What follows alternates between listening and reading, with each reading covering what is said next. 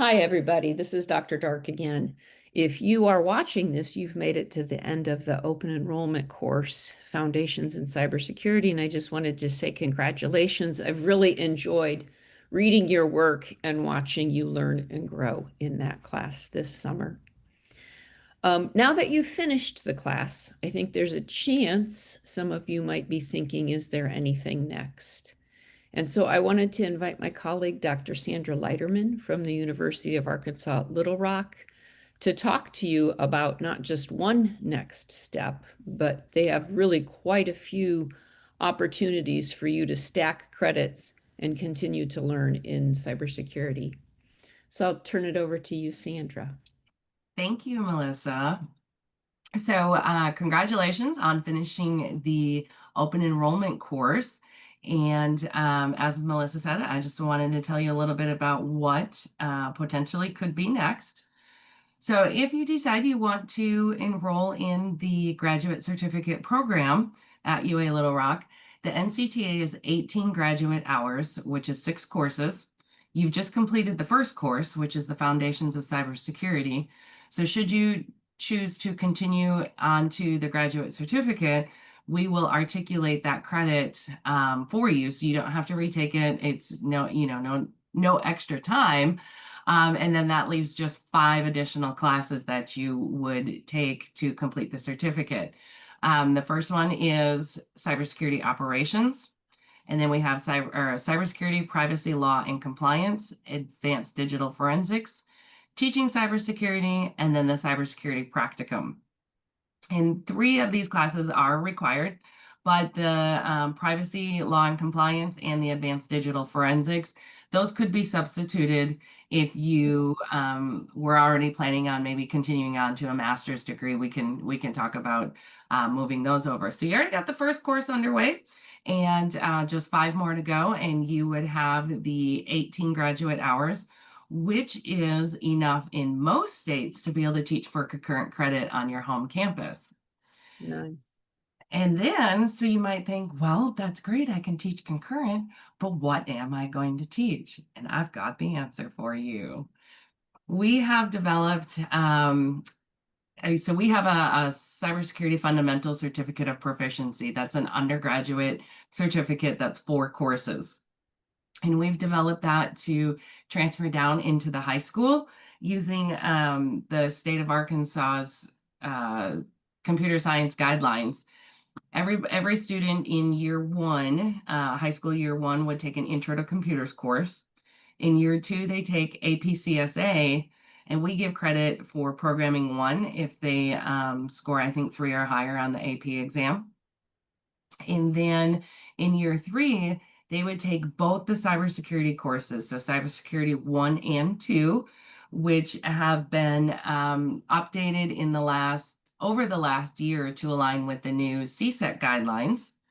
And then the last course we have at the university is ethics in the profession, and we're currently developing a cybersecurity ethics course that would be available for high school teachers to teach so that their students can graduate with a certificate of proficiency, which then also does align with the career and technical education H2 completers. So as long as you have 9 college credits in an H2 field, which cybersecurity is an H2, high needs, high pay, then that counts as a completer in the career and technical education.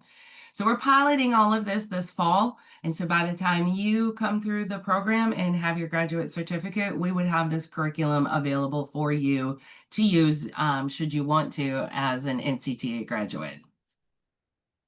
And then if you wanted to continue on to a master's, we actually have 4 different options for you.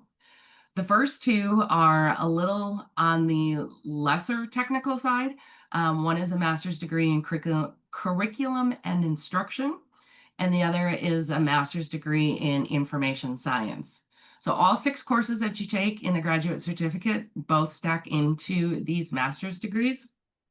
And in the certificate, you develop some curriculum, and in the Masters of Curriculum and Instruction, your action research project can be the curriculum that you developed in the certificate program, you can use that curriculum as your action research, actually teaching it in your classroom, which is kind of cool. So you're still continuing to build and not duplicating any efforts.